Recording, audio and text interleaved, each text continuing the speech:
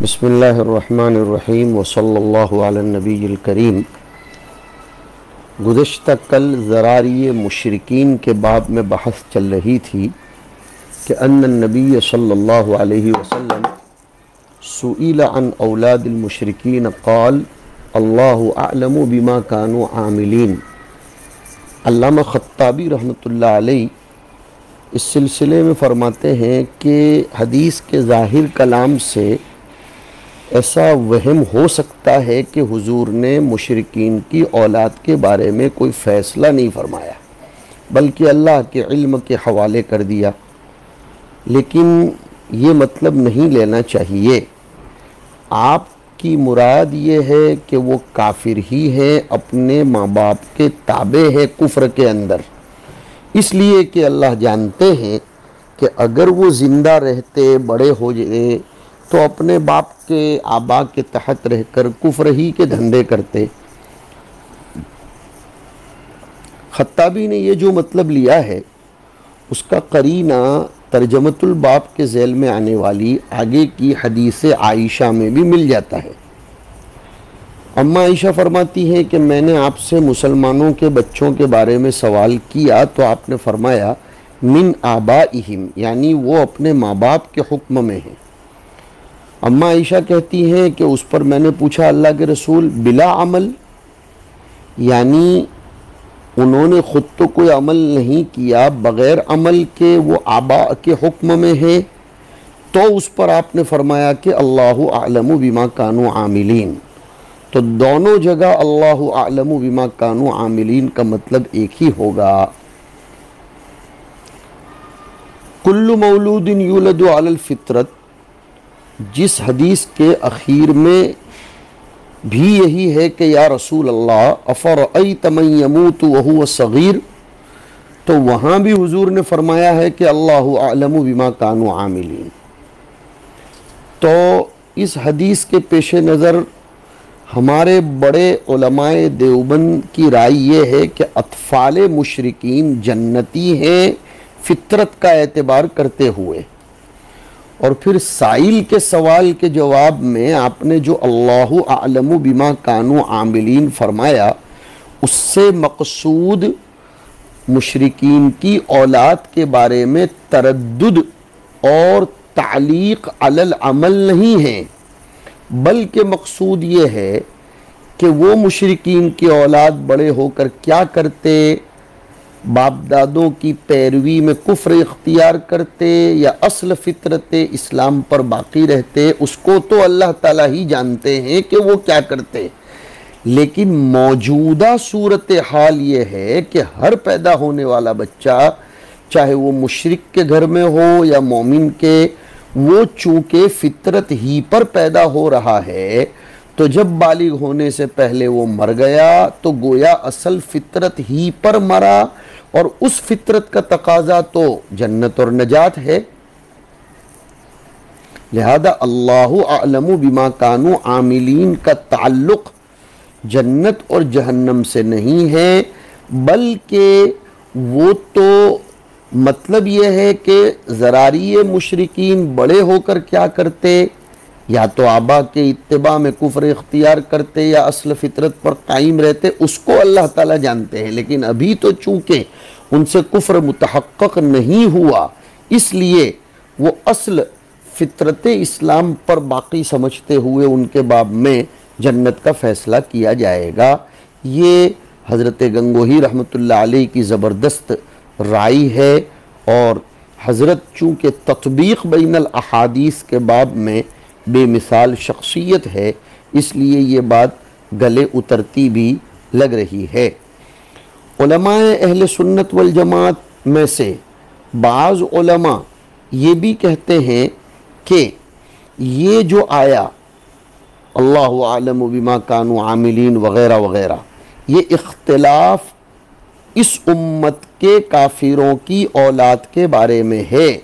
दूसरी उम्मत के काफिरों के बारे में तो ये तय है कि वो जहन्नम में जाएंगे। औजज़ुल मसालिक में ये बात लिखी है कि ये मुख्तलिफ अक़वाल इस उम्मत के कुफ़ार की औलाद में हैं। मुख्तलिफ अक़वाल जो गुज़श्ता कल के सबक में आए थे कि या तो वो जहन्नमी हैं तबअन लिल अबवैन, या जन्नती हैं असले फितरत की तरफ देखते हुए, या वो अहले जन्नत के खादिम होंगे, या बैनल जन्नत वन नार होंगे, न मुअज़्ज़ब होंगे न मुनअम होंगे, यानी आराफ वालों में से होंगे, या जिसके बारे में अल्लाह का जो इल्म होगा या तवक्कुफ़ किया जाए। ये सब के सब इस उम्मत के कुफ़ार की औलाद के बारे में है। दूसरी उम्मतों के कुफ़ार की औलाद जहन्नमी है, और उसमें इस उम्मत के कुफ़ार की औलाद के बारे में उनके जन्नती होने पर जज़्म और फ़ैसला किया गया है। ये एक हदीस शरीफ आपके सामने हुई।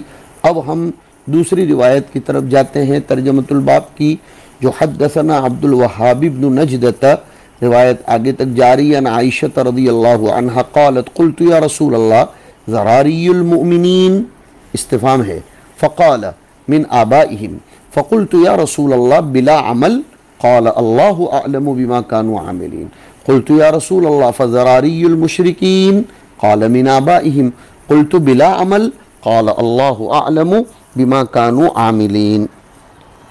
ये रिवायत के बाब में हमने ऊपर कलाम कर दिया है।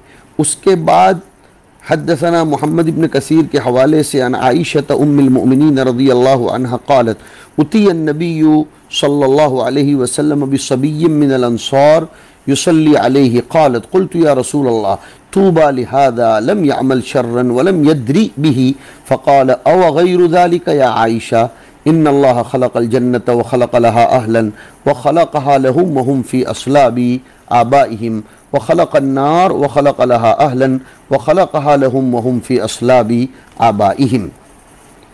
हुज़ूर अकरम सल्लल्लाहु ताला अलैहि व आलिहि वसल्लम की खिदमत में एक बच्चे को लाया गया, अंसार का बच्चा था, ताकि आप उसकी नमाज जनाजा पढ़ा दें। हज़रत आयशा फरमाती, मैंने अर्ज़ किया अल्लाह के रसूल ये कितना खुश नसीब है, इसके लिए तो मुबारक ही हो जी, एक अंसारी बच्चे की नमाज जनाजा पढ़ाने के लिए लाया गया। तो हज़रत आयशा फरमाती हैं कि मैंने कहा इस बच्चे के लिए तूबा, बड़ी खुशहाली है, उसने कोई बुराई का काम किया नहीं और न तो उसने बुराई को समझा, यानी करता तो क्या, वो तो बुराई को जानता भी नहीं था। हुजूर ने फरमाया क्या ये कहती हो, हालांकि बात कुछ और है। असल में यहाँ आपको तकदीर इबारत का कायल होना पड़ेगा कि अतअतक़ीदीन मा क़ुल्ती वल हक़्क़ु गैरु ज़ालिक, ये हमज़े इस्तिफ़ामिया है और वाव आतिफ़ा मातूफ़ अलैहि मुक़द्दर है। और वो दूसरी बात जो हक़ है वो है कि उसके जन्नतियों में से होने का जज़्म न किया जाए, यकीन न किया जाए, यकीन के साथ जन्नती न कहा जाए। ये हदीस अगरचे मुसलमानों की औलाद के बारे में है, जिनके बारे में इजमाली तौर पर ये मुत्तफ़क़ अलैह मसला है कि वो जन्नती हैं, लेकिन तायीन के साथ यकीनी तौर पर किसी ख़ास शख्स के बारे में, बच्चा हो या बड़ा, जन्नती होने का फ़ैसला करना, उससे हुजूर ने मना फरमाया कि ये बात एहतियात के ख़िलाफ़ है। तो हुजूर ने एहतियात सिखाया है, मना नहीं फरमाया है। दोनों में ज़रा खूब तवज्जो से इस मामले को समझना चाहिए कि हुजूर अकरम सल्लल्लाहु अलैहि वसल्लम मना नहीं करते। मिशकात शरीफ में ये मुस्लिम के हवाले से रिवायत आई है कि दुइया नबी सल्लल्लाहु अलैहि वसल्लम इला जनाज़ति सबिय्यिन मिनल अंसार फ़क़ुल्तु या रसूल अल्लाह तूबा लिहादा उस्फूरुम मिन असाफिरिल जन्नह, यानी मिसलल उस्फूर, इस तौर पर कि उसका कोई गुनाह ही नहीं, वो जन्नत में जहाँ चाहेगा चरेगा।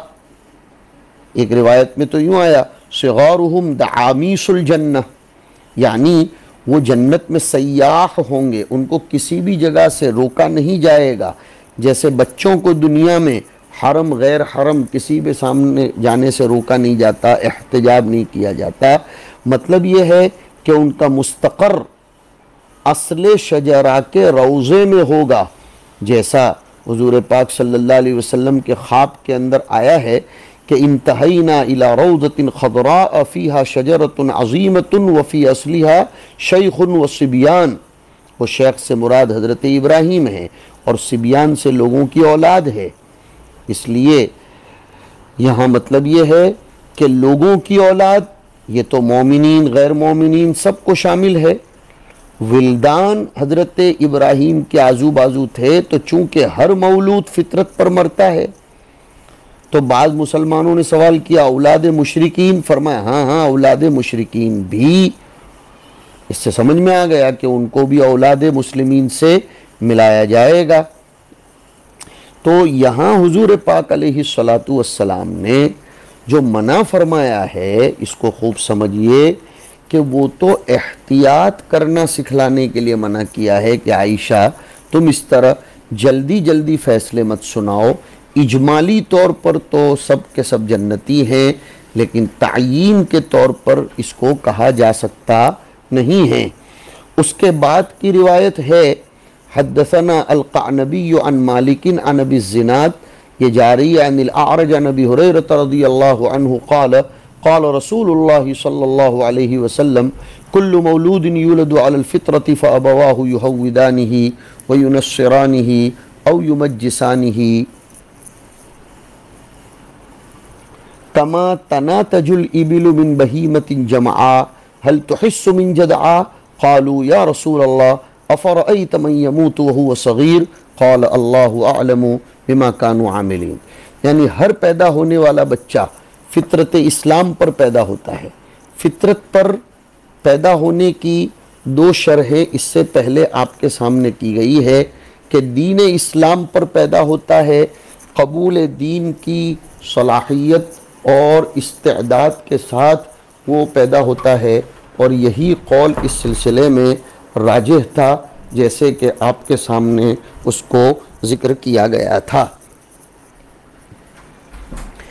आगे हदीस में है कि अगर पैदा होने वाला बच्चा यहूदी के यहाँ पैदा होता है तो उसके माँ बाप उसको यहूदी बना लेते हैं। माहौल अगर नसरानी के यहाँ पैदा होता है तो उसको नसरानी बना लेते हैं। यह आरिज़ आ गया, वो जो एक आरिज़ का लफ्ज़ आया था कि वो आरिज़ की वजह से वो अपनी फितरत से हट जाता है।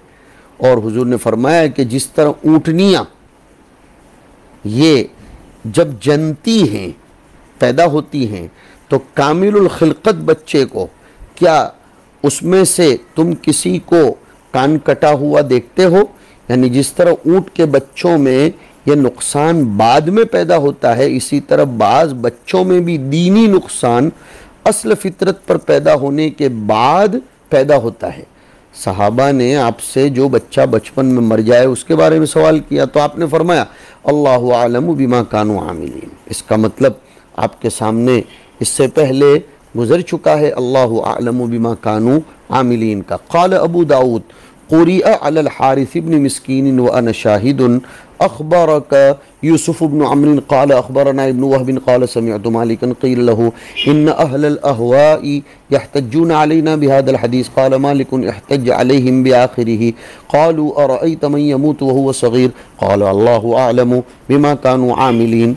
ये रिवायत का जो मामला है वो भी इससे पहले आ चुका है।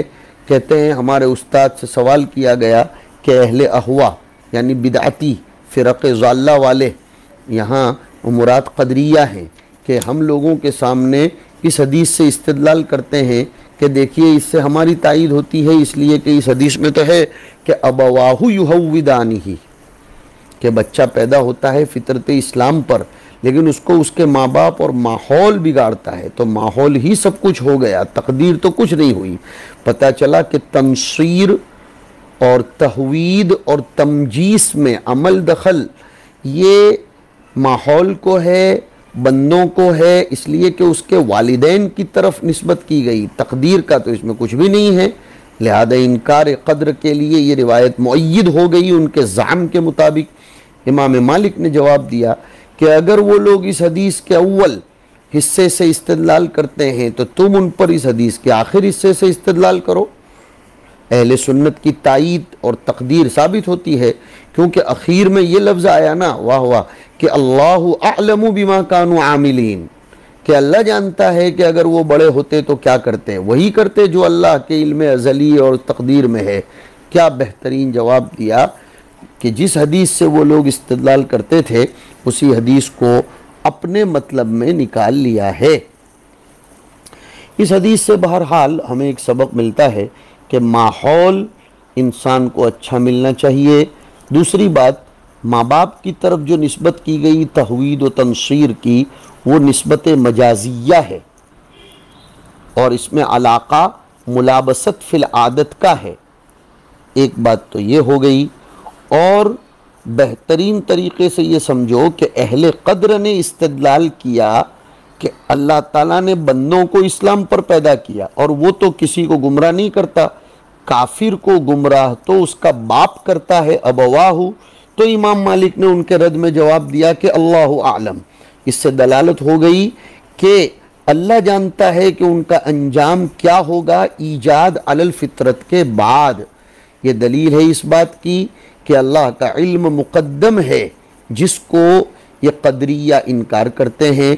इसलिए इमाम शाफी का ये कौल मशहूर है कि अहलुल क़द्री इन असबतुल इल्म हुसीमू। और उसके बाद की रिवायत है, हद्दसन अल हसन इब्न अली की रिवायत जा रही है, हद्दसन अल हज्जाज इब्न मिनहाल क़ाल समिअतु हम्माद इब्न सलमत युफस्सिरु हदीस कुल्लु मौलूदिन युलदु अलल फित्र क़ाल हाज़ा इंदना हैसु अख़ज़ल्लाहु अल अहद अलैहिम फ़ी अस्लाबि आबाइहिम हैसु क़ाल अलस्तु बिरब्बिकुम क़ालू बला। क्या मतलब है?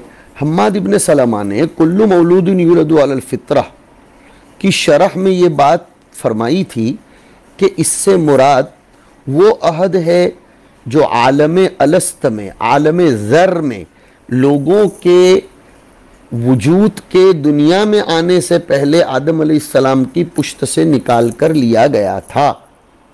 अलस्तु बिरब्बिकुम क़ालू बला। तो फितरत का मिस्दाक उनके नज़दीक यह अहद अलस्त है जो कदीम ज़माने का अहद है, कोई ताज़ा बात नहीं, जो सभी से लिया गया था, जो दुनिया में आने के बाद मुसलमान हुए उनसे भी और जो काफिर हुए उनसे भी। खत्ताबी फरमाते हैं कि हम्माद इब्न सलमा की ये तफसीर निहायत शानदार है। गोया वो ये कहना चाहते हैं कि अहकामे दुनिया में ईमान फितरी का एतबार नहीं, असल एतबार ईमान शरई का है जो अपने इरादे और इख्तियार से कबूल किया जाए, जिसमें अपने कसब और इरादे को दखल हो। इसलिए कि हुजूर फरमा रहे हैं मौलूद के बारे में कि अबवाहु युहव्विदानिही व युनस्सिरानिही। तो देखिए, ईमान फितरी के पाए जाने के बावजूद मौलूद के अंदर उसका एतबार नहीं किया गया, हालांकि उसके अंदर पैदा होते ही ईमान फितरी तो है, लेकिन उस पर उसके काफिर माँ बाप का हुक्म जारी किया गया।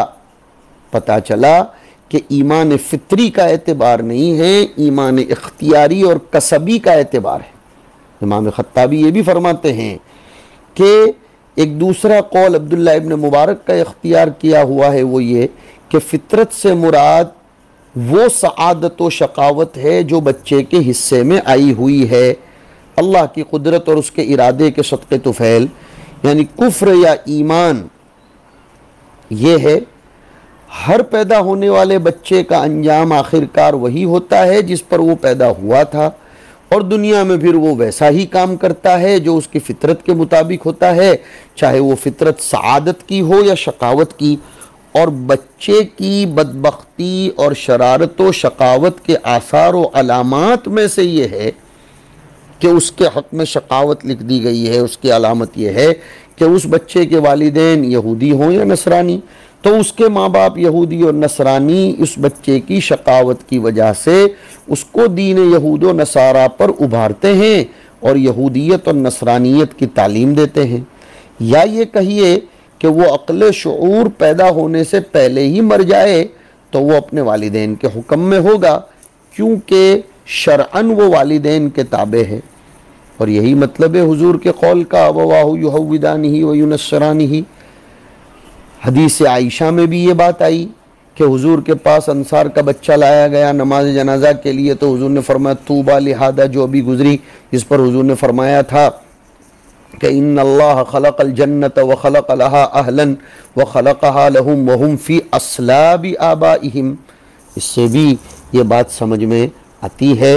इसलिए इस रिवायत को समझिए कि बच्चे की शकावत की अलामतों में से ये है कि वो यहूदियों नसरानियों के घर में पैदा हो, तो फिर वो उसकी शकावत की बुनियाद पर उसको पालते पोसते हैं दीनो यहूदो नसारा के एतकाद पर, या यहूदियत व नसरानियत उसको सिखलाते हैं, या वो आकिल होने से पहले मर जाता है तो फिर उसके वालिदैन का हुक्म उस पर लगाया जाता है।